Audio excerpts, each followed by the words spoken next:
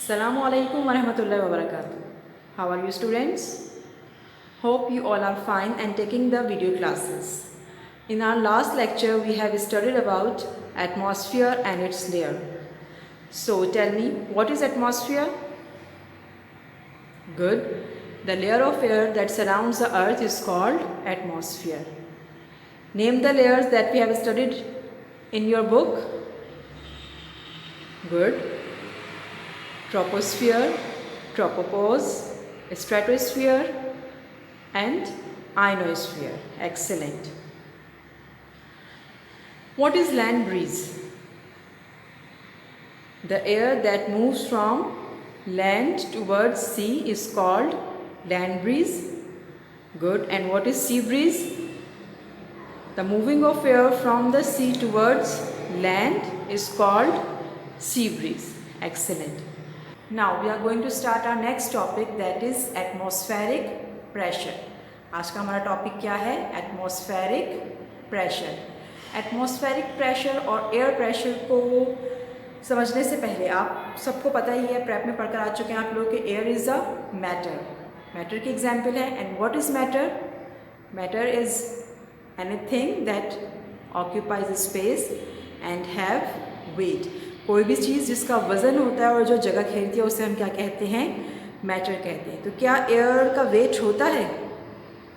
ये मालूम करने के लिए आप अपने घर में एक छोटा सा एक्सपेरिमेंट कीजिएगा. कैसे करना है मैं आपको बता देती हूँ. एक्सपेरिमेंट के लिए आपको चाहिए एक वुडन स्केल, स्ट्रिंग यानी रस्सी, ताकि उसको आप हैंग कर सकें वुडन स्केल को. इसके अलावा आपको थ्रेड चाहिए और 2 बैलून्स चाहिए. दोनों बैलून्स को ब्लो कर लीजिएगा, थ्रेड की मदद से बांध दीजिएगा और अपने स्केल के ईच साइड पर उनको टाई कर दीजिएगा.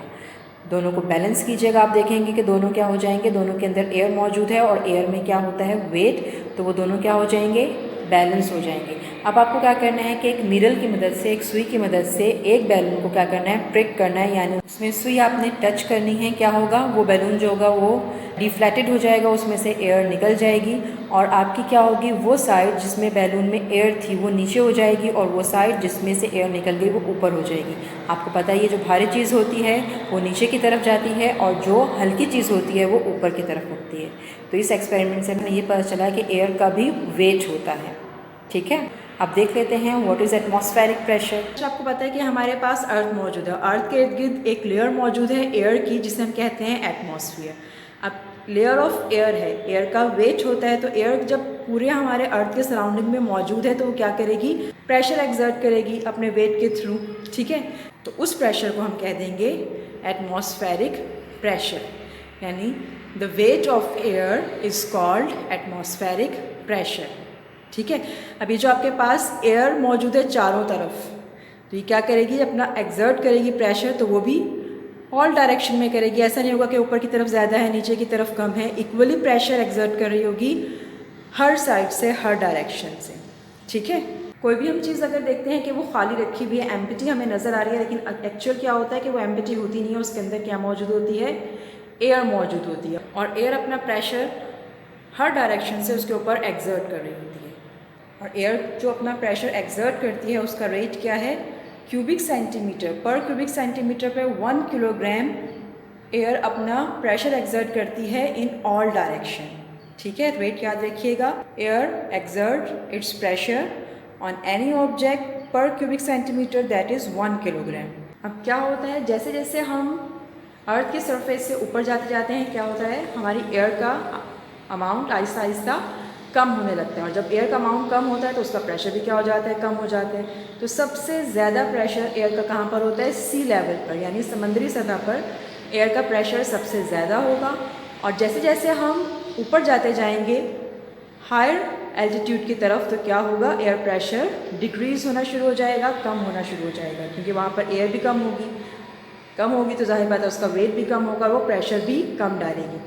इसी तरह से हमारी बॉडी पर भी एयर का प्रेशर इफ़ेक्ट हो रहा होता है, लेकिन हमें इतना फील इसलिए नहीं होता है क्योंकि हमारी बॉडी के अंदर ब्लड मूव कर रहा होता है. वो ब्लड का भी एक प्रेशर होता है. तो ब्लड का जो प्रेशर होता है वो एटमॉस्फेरिक प्रेशर को बैलेंस कर देते हैं, इसलिए हम एटमॉस्फेरिक प्रेशर को फील नहीं कर पा रहे होते. एक्सर्ट्स प्रेशर, इसको प्रूव करने के लिए हम देख लेते हैं यहाँ पर एक एक्सपेरिमेंट एक्सपेरिमेंट के लिए आपको चाहिए 1 ग्लास ऑफ वाटर, ग्लास लीजिए और उसमें वाटर फिल कर लीजिए, ठीक है। दूसरी चीज़ जो आपको चाहिए वो है a piece of cardboard. Cardboard का आपको क्या करना है, इतना पीस लेना है कि ये हमारी ग्लास के टॉप को कवर कर दे, ठीक है। अब आप क्या करेंगे, ग्लास ऑफ वाटर के ऊपर कार्डबोर्ड रख लेंगे। कार्डबोर्ड रखने के बाद इसको क्या करेंगे, इन्वर्ट।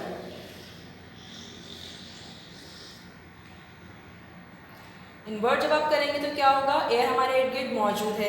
जब एयर मौजूद है तो उसका वेट भी है, और वो वेट क्या कर रहा है, हमारे इस ग्लास पर और कार्डबोर्ड पर अपना प्रेशर एक्सर्ट कर रहा है तमाम डायरेक्शंस में, ऊपर से भी, लेफ्ट से भी, राइट से भी और नीचे से भी।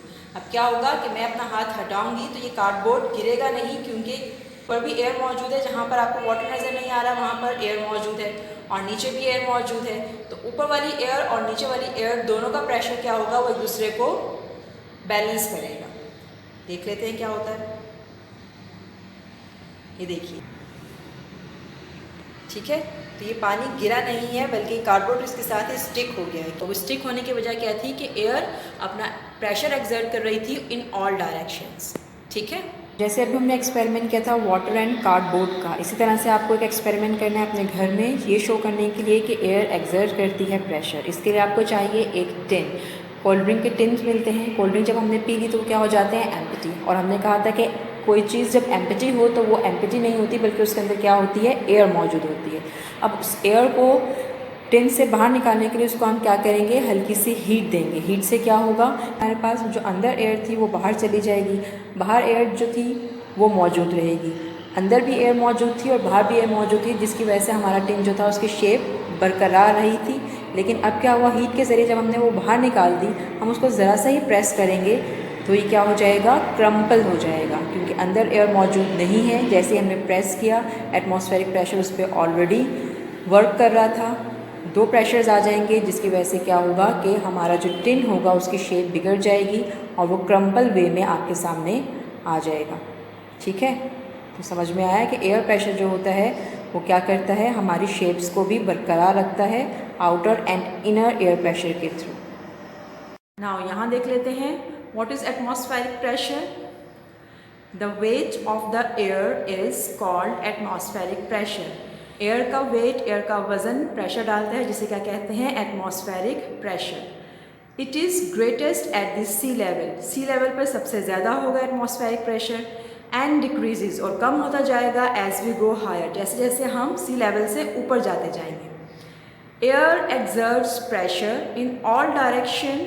एयर किसी भी ऑब्जेक्ट पर हर डायरेक्शन में अपना प्रेशर डाल रही होती है, at the rate of about 1 kilogram पर क्यूबिक सेंटीमीटर। और उस प्रेशर डालने का रेट क्या होता है, हर क्यूबिक सेंटीमीटर पर 1 किलोग्राम, ठीक। Anything which appears to be empty has air in it. कोई भी चीज़ जो हमें खाली दिखाई दे रही होती है, एक्चुअली वो खाली होती नहीं है, बल्कि उसके अंदर क्या मौजूद होती है, एयर। इतना आया सबको समझ में, गुड। नाउ देख लेते हैं कि एटमॉस्फेरिक प्रेशर का हमारे ऊपर, हमारे एनवायरनमेंट पर क्या असर पड़ता है। तो नेक्स्ट टॉपिक है हमारा effects of atmospheric pressure. Atmospheric pressure का क्या असर पड़ता है, क्या इफ़ेक्ट होता है हमारे ऊपर। First one is changes in air pressure causes changes in weather. यानी एयर प्रेशर या एटमॉस्फेरिक प्रेशर में अगर कोई तब्दीली आ रही है तो वो तब्दीली किस में भी आएगी, हमारे वेदर में भी आएगी, ठीक है। जैसे कि आप लोगों ने पढ़ा ही है, warm air produces low pressure, यानी जिस एरिया में वार्म एयर होगी वहाँ पर प्रेशर कैसा हो जाएगा, लो हो जाएगा। और cooler air produces high pressure, यानी जिस एरिया में हवा ठंडी होगी वहाँ पर प्रेशर कैसा हो जाएगा, हाई प्रेशर। तो ये हाई एंड लो प्रेशर कौन कौन से वेदर कॉजेज़ करते हैं, यहाँ पर हम देख लेते हैं। Low pressure causes rain clouds, strong dust storms and hurricanes. Rain clouds कहते हैं ऐसे क्लाउड्स, बादल जो बारिश लेकर आते हैं। स्ट्रॉन्ग डस्ट स्टॉर्म्स कहा जाता है जो गर्दो गुबार वाले तूफान होते हैं उनको। और हरिकेन्स कहा जाता है जो समुद्री तूफान होते हैं उनको।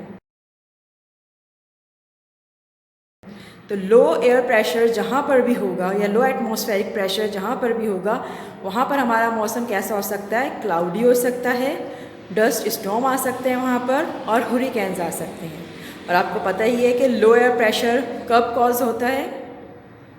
जी, जब हमारी लैंड या फिर वाटर पर सन रेज स्ट्राइक करती हैं, वो पार्ट क्या हो जाता है? वार्म हो जाता है, और अपनी अबव सरफेस पे जो मौजूद होगी एयर, उसको भी क्या कर देगा? वार्म एयर होती है लाइट, वो राइज अप करेगी। जब वो राइज अप करेगी तो क्या होगा? वहाँ पर एयर का प्रेशर हो जाएगा कम। ठीक है, इतना है सबको समझ में? अब देख लेते हैं कि हाई प्रेशर क्या कॉज करता है चेंज वेदर में। High pressure often causes fine and sunny weather. क्या होता है? अगर हमारे पास किसी एरिया में हाई प्रेशर हो तो वहाँ पर जो वेदर में चेंज आएगा, वो चेंज क्या होगा कि वहाँ का मौसम फाइन एंड सनी होगा, यानी धूप निकली हुई होगी और क्लियर वेदर होगा। ठीक है, इससे हमें पता चलता है कि हमारे पास टेम्परेचर डायरेक्ट इफेक्ट डालता है किसके ऊपर? एटमॉस्फेरिक प्रेशर पर, एयर प्रेशर पर। आपको पता ही है कि हाई प्रेशर कैसा बनता है? ऐसा एरिया जो खुद कूल हो, ठंडा हो, तो क्या करेगा? अपनी सरफेस पे मौजूद एयर को भी ठंडा रखेगा। और कूलर एयर जो होती है उसका वेट क्या होता है? ज़्यादा होता है, इसलिए वो राइज अप नहीं करती और वहाँ पर एटमॉस्फेरिक प्रेशर क्या हो जाता है? ज़्यादा हो जाता है। ठीक है, इतना है समझ में? अब सेकेंड इफेक्ट जो एटमॉस्फेरिक प्रेशर डाल रहा होता है वो क्या है? नंबर 2 हमारे पास, the melting and boiling points of solid, liquid and gases are affected by air pressure.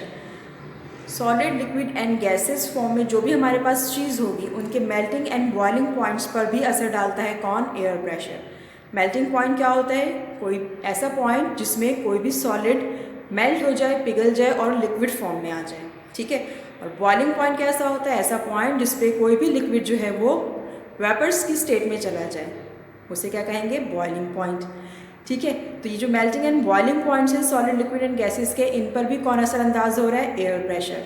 अब वो एयर प्रेशर कैसे असरअंदाज हो रहा है वो हम देख लेते हैं। उसके एक एग्जांपल यहाँ पर आप लोगों को दी है। Liquids boil at lower temperatures at higher altitudes because air pressure decreases as we go from sea level to the top of the mountain. अब क्या होता है कि जैसे ही हम सी लेवल से हायर एल्टीट्यूड की तरफ यानी ऊपर की तरफ जाना शुरू करते हैं तो हमारा जो लिक्विड होता है उसका टेम्परेचर भी चेंज हो जाता है। जैसे आपको पता है कि लिक्विड में वाटर हमारे पास बॉयल होता है 100 सेंटीग्रेड पर। ठीक है, अब जैसे जैसे हम ऊपर जाएंगे सी लेवल पर तो वो 100 सेंटीग्रेड ही रहेगा, लेकिन जैसे जैसे हम ऊपर जाते जाएंगे तो जो लिक्विड हमारे वाटर का बॉइलिंग पॉइंट है वो चेंज होता जाएगा। थोड़ा और ऊपर जाएंगे कम हो जाएगा, उससे ऊपर जाएंगे तो और कम हो जाएगा।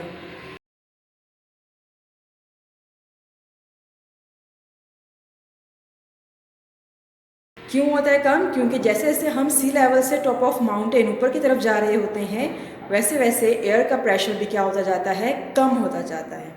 इतना है समझ में? गुड। थर्ड पॉइंट है हमारा, mountain climbers have to breathe heavily on mountain tops because of low air pressure. अब माउंटेन क्लाइंबर्स क्या होते हैं? जो कोहपेमा होते हैं, पहाड़ चढ़ने वाले होते हैं, पहाड़ों की चोटियाँ सर करने वाले होते हैं। वो क्या करते हैं? जैसे ही वो नीचे से ऊपर की तरफ माउंटेन टॉप की तरफ पहुँचते हैं, क्या होता है? उनको सांस ज़ोर ज़ोर से लेना पड़ रहा होता है। एक तो हमें सांस खुद ही आ रहा होता है ना, और कभी एयर कम हो जाए तो हम ज़ोर ज़ोर से खुद सांस लेने की कोशिश करते हैं, घबराहट होना शुरू हो जाती है। तो वो क्या करते हैं? जब वो माउंटेन टॉप पर पहुंचते हैं तो वो हैविली ब्रेथ करते हैं। क्यों? क्योंकि वहाँ पर क्या होता है? एयर प्रेशर कम होती है। एयर कम होगी तो जाहिर बात है उसमें ऑक्सीजन भी हमारे पास मुनासिब मिकदार में नहीं होगी। ठीक है, बल्कि बाज़ औक़ात तो क्या होता है कि वो उनको अपने साथ ऑक्सीजन टैंक्स ले जाने पड़ते हैं, ऐसे टैंक्स जिसके अंदर ऑक्सीजन मौजूद हो, ताकि वो वहाँ पर जाकर सही से सांस ले सकें। So sometimes they have to use oxygen tanks to breathe satisfactorily. इतना है सबको समझ में? जी, तो ये हमारे कुछ पॉइंट्स थे जिनकी वजह से हमने देखा कि हमारे ऊपर क्या असर पड़ता है एटमॉस्फेरिक प्रेशर का। ठीक है, अब देख लेते हैं what are the uses of atmospheric pressure. Atmospheric pressure और एयर प्रेशर के हमारी डेली लाइफ एक्टिविटीज़ में बहुत सारे यूजेस हैं। फर्स्ट वन है हमारे पास to forecast weather with the help of barometer. Barometer क्या है? एक ऐसा इंस्ट्रूमेंट है जो एयर प्रेशर को मेजर करता है। आपको पता ही है कि अगर लो एयर प्रेशर हो तो वो कॉज करता है dust storms and rain clouds and hurricanes. ठीक है, यानी तूफ़ान आएंगे या बारिश वाले बादल होंगे। और अगर हमारे पास हाई प्रेशर होगा एयर का तो वो क्या करेगा, sunny and fine weather cause करेगा। तो हम बैरोमीटर के ज़रिए वेदर को फोरकास्ट कर सकते हैं, क्या मेजर करके, एयर प्रेशर मेजर करके। ठीक है, सेकेंड यूज़ हमारे पास एयर प्रेशर का क्या है, to measure altitudes with the help of altimeter. यानी एल्टीमीटर क्या है, हमारे पास इंस्ट्रूमेंट है जिससे हम हाइट मेजर करते हैं। तो जब हम टॉप ऑफ द हिल जाते हैं या एरोप्लेन में सफ़र कर रहे होते हैं तो क्या होता है कि हम उस एल्टीमीटर के ज़रिए भी हाइट मेजर कर सकते हैं कि हम इस वक्त ज़मीन से कितना ऊपर हैं। कैसे मेजर करेंगे, क्योंकि जैसे जैसे हम ऊपर जाते हैं एयर प्रेशर क्या होता जाता है, डिक्रीज़, और जितना डिक्रीज़ होगा एयर प्रेशर में हमारी हाइट उसको मेजर करके निकल आएगी। थर्ड यूज़ हमारे पास एयर प्रेशर का है, to suck liquids through a straw.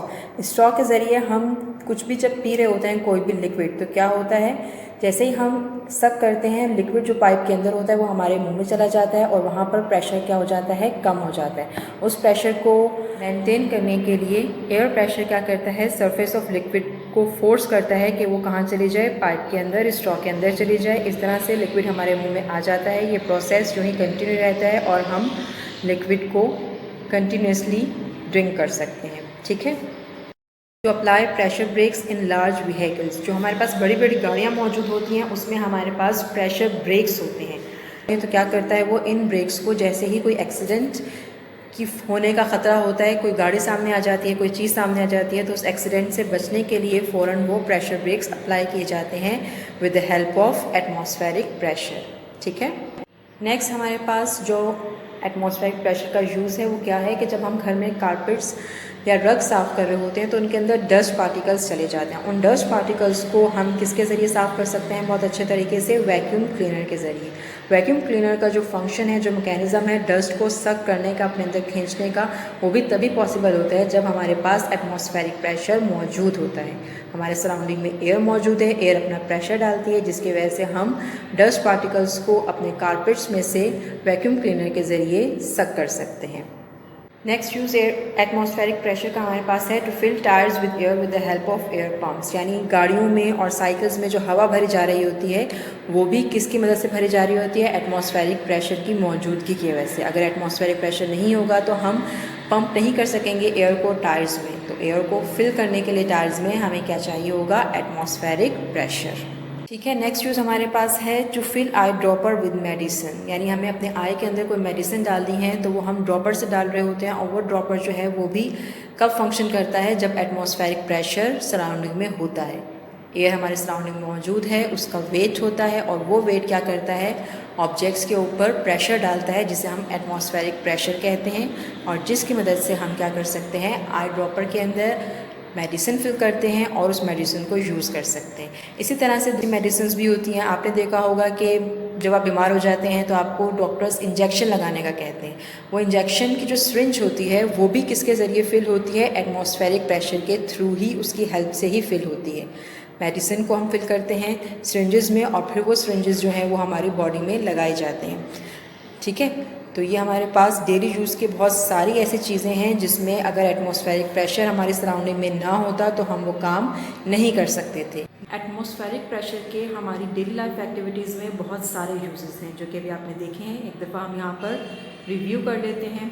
ठीक है, number 1, to forecast weather with the help of barometer. Barometer की मदद से वेदर फोरकास्ट करना, यानी वेदर के बारे में पहले से पेशन गोई करना। जैसे अभी आप लोगों ने देखा होगा कि मुख्तलिफ बारिश के स्पेल आ रहे हैं, रेन स्पेल्स आ रहे हैं, जिनको पहले से ही बता दिया जाता है कि इस डेट पर बहुत ज़्यादा हैवी रेन हो सकती है या फिर कम रेन होगी या बिल्कुल नहीं होगी। ठीक है, तो बैरोमीटर की मदद से हम क्या कर सकते हैं, weather forecast. Second is to measure altitude with the help of altimeter. Altimeter instrument है जिसकी मदद से हम क्या कर सकते हैं, हाइट नाप सकते हैं अर्थ सरफेस से, जितनी भी हाइट पर वो चीज़ मौजूद होगी।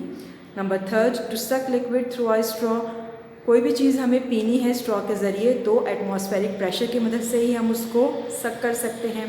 To apply pressure air brakes in large vehicles. आपके पास जो गाड़ियाँ मौजूद होती हैं या जो रोड पे आप गाड़ियाँ देख रहे होते हैं, बड़ी छोटी सब, इनमें क्या मौजूद होते हैं, प्रेशर ब्रेक्स मौजूद होते हैं। वो भी एटमॉस्फेरिक प्रेशर की मदद से ही वर्क करते हैं।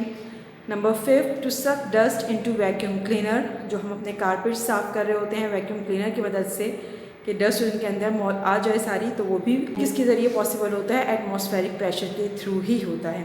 Next, to fill tyres with air with the help of pumps. अब चाहे साइकिल हो, गाड़ी हो, रिक्शा हो, उनके टायर्स में अगर आपको हवा भरनी है तब भी क्या होगा कि एयर प्रेशर ही यूज़ की जाएगी। अगर एयर प्रेशर नहीं मौजूद होगी तो क्या होगा कि हम टायर में एयर फिल नहीं कर सकेंगे। Next is to fill eye droppers with medicine. Medicine, अगर आपने आई ड्रॉपर के ज़रिए कोई भी मेडिसिन अपनी आई में डालनी है, या फिर अभी आप देखते हैं कि पोलियो के कतरे पिलाने के लिए आते हैं हेल्थ वर्कर्स, तो वो भी क्या करती हैं, ड्रॉपर के ज़रिए मेडिसिन लेती हैं और मुंह में बच्चों के ड्रॉप डालती हैं। तो वो भी अगर एयर प्रेशर नहीं होगा हमारे सराउंडिंग में तो हम ये काम नहीं कर सकेंगे। And the last one is to fill syringes with medicine. Syringes जो आपको डिफरेंट फीवर हो जाता है या कोई बीमारी हो जाती है और उसमें आपको इंजेक्शन लगाना होता है डॉक्टर ने, तो जो सिरिंज फिल की जाती है मेडिसिन से, वो भी किसकी हेल्प से फिल होती है, एटमॉस्फेरिक प्रेशर की मदद से। इतना आया सबको समझ में? अब देख लेते हैं हमारा होमवर्क क्या है। Now your homework is right and learn question number 1 part DFG on journal and question number 4 on book of unit 5। Question number 4 आपको बुक पर ही करना है और क्वेश्चन नंबर 1 का part D, F and G वो आपको जर्नल में करना है और उसको याद भी करना है। ठीक है, अब देख लेते हैं कैसे करना है इसको जर्नल में। बुक पर पेज नंबर है 49। क्वेश्चन नंबर 1 है आपका आंसर द फॉलोइंग क्वेश्चंस। इसका पार्ट करना है आपको डी पार्ट है what is atmospheric pressure. Atmospheric pressure की डेफिनेशन लिखनी है कि क्या होता है। ई नहीं करना है अभी आपको, उसके बाद एफ करना है how will you prove by an experiment that air exerts pressure. आपको एक्सपेरिमेंट लिखना है जिसमें आप ये प्रूव कर सकें कि एयर जो है वो प्रेशर एक्सर्ट करती है। And the last one G is how is weather affected by changes in air pressure. हमारे वेदर पे एयर प्रेशर का क्या असर पड़ता है। ठीक है, ये आपको करने हैं तीनों क्वेश्चंस जर्नल में कैसे करने हैं अभी मैं बता देती हूँ। इसके अलावा आपको करना है क्वेश्चन नंबर 4 बुक पर ही, जो कि हमारे पास मौजूद है पेज नंबर 50 पर। पहले उसको देख लेते हैं। पेज नंबर है आपके पास 50, इस पे मौजूद है आपके पास क्वेश्चन नंबर 4। क्वेश्चन नंबर 4 है आपके पास राइट हाई और लो इन द ब्लैंक्स। आपको ब्लैंक्स जो दी गई हैं इनमें सिर्फ 2 ही वर्ड्स लिखने हैं, या तो हाई या low according to the statement. ठीक है, और पेंसिल से करना है इसको fill. First one is there is dash pressure on a mountain. Mountain कहते हैं पहाड़ को, पहाड़ पर कैसा प्रेशर होगा, लो या हाई, सोच कर बताइएगा। कहा था ना सी लेवल पर हायर प्रेशर होता है एयर का, और जैसे जैसे हम ऊपर जाते जाएं तो प्रेशर क्या होता है, डिक्रीज होता है। तो यहाँ पर हम क्या लिखेंगे, लो या हाई, सोच कर लिखिएगा। बी है आपके पास warm air has dash pressure. जो एयर हमारे पास गर्म होती है, जिसका टेम्परेचर हमारे पास ज़्यादा होता है, उसका प्रेशर कैसा होता है। ठीक है। C is cool air has dash pressure. Cool air का यानी जो ठंडी हवा होती है उसका प्रेशर हमारे पास कैसा होता है। Next D is the weather is fine when there is dash pressure. Weather fine होगा अगर प्रेशर कैसा होगा एयर का। ठीक है। Next is E the weather is cloudy when there is dash pressure. अगर आपके पास वेदर क्लाउडी है, बादल आए हुए हैं, तो इसका मतलब है कि एयर प्रेशर डैश है। एफ है आपके पास in summer the land becomes warm and a large dash pressure area forms over the land. Summer यानी गर्मियों में क्या होता है, लैंड गर्म हो जाती है, हमारी ज़मीन गर्म हो जाती है। And a large dash area, और कौन से प्रेशर वाला एरिया जो है वो बन जाता है लैंड के ऊपर। ठीक है, हाई बनता है या लो बनता है वो आपको सोच कर लिखना है। Next is G and last in winter, सर्दियों में द लैंड बिकम्स कोल्ड, ज़मीन हो जाती है ठंडी। And a large dash pressure area forms over the land, तो उस वक्त लैंड के ऊपर किस तरह के प्रेशर का एरिया बनता है, हाई या फिर लो। विंटर है, लैंड है, कोल्ड है, कौन सा प्रेशर बनेगा ज़रा सोच कर लिखिएगा। ठीक है, इसको बुक पर करना है पेंसिल से और याद भी रखना है। अब देख लेते हैं क्वेश्चन आंसर्स को जर्नल में कैसे करना है। जी, तो अगर आपके पास उसी पेज पर जगह मौजूद है जहाँ हमने पहले अपना होमवर्क किया था, तो आप साइड पे डालिएगा डेट, जिस भी डेट पर काम कर रहे हैं, और ब्लैक से लिखेंगे आप question number D what is atmospheric pressure. ठीक है, आफ्टर लीविंग अ लाइन यहाँ पर एटमॉस्फेरिक प्रेशर की हेडिंग आएगी ब्लैक से, अंडरलाइन करेंगे ब्लू से। क्या होता है atmospheric pressure, good. The weight of the air is called atmospheric pressure.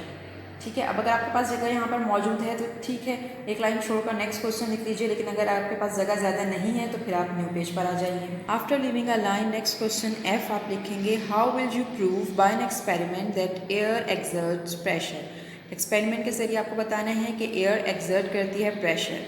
After leaving a line, start से लिखेंगे ब्लू से, an experiment to prove that air exert pressure is following. ठीक है, वो एक्सपेरिमेंट जो हमें बताएगा कि एयर एक्सर्ट कर रही है प्रेशर, जिसके ज़रिए हम प्रूव करेंगे, वो दिया गया है नीचे। जगह है तो उसी पेज पे कंटिन्यू कीजिएगा, एक लाइन छोड़कर एक्सपेरिमेंट की हेडिंग डालिएगा, और अगर जगह नहीं है तो नेक्स्ट पेज पर फर्स्ट लाइन पे ब्लैक से एक्सपेरिमेंट की हेडिंग डालिएगा। मार्जिन लाइन ड्रॉ कर लीजिए, डेट डाल दीजिए यहाँ पर दोबारा से। ठीक है, हेडिंग आएगी फर्स्ट आपके पास एक्सपेरिमेंट, एक लाइन छोड़कर आप लिखेंगे एक्सपेरिमेंट। नंबर 1 पॉइंट है टेक एन एम्प्टी कैन, एक एम्प्टी कैन लीजिए। नंबर 2 नेक्स्ट लाइन में heat it to remove all the air inside, उसको हीट करना है आपने ताकि उसके अंदर जितनी भी एयर है वो बाहर चली जाए। Number 3 now screw on the cap tightly, अब उसके ऊपर कैप लगा दीजिए, अच्छे तरीके से टाइट करके बंद कर दीजिए।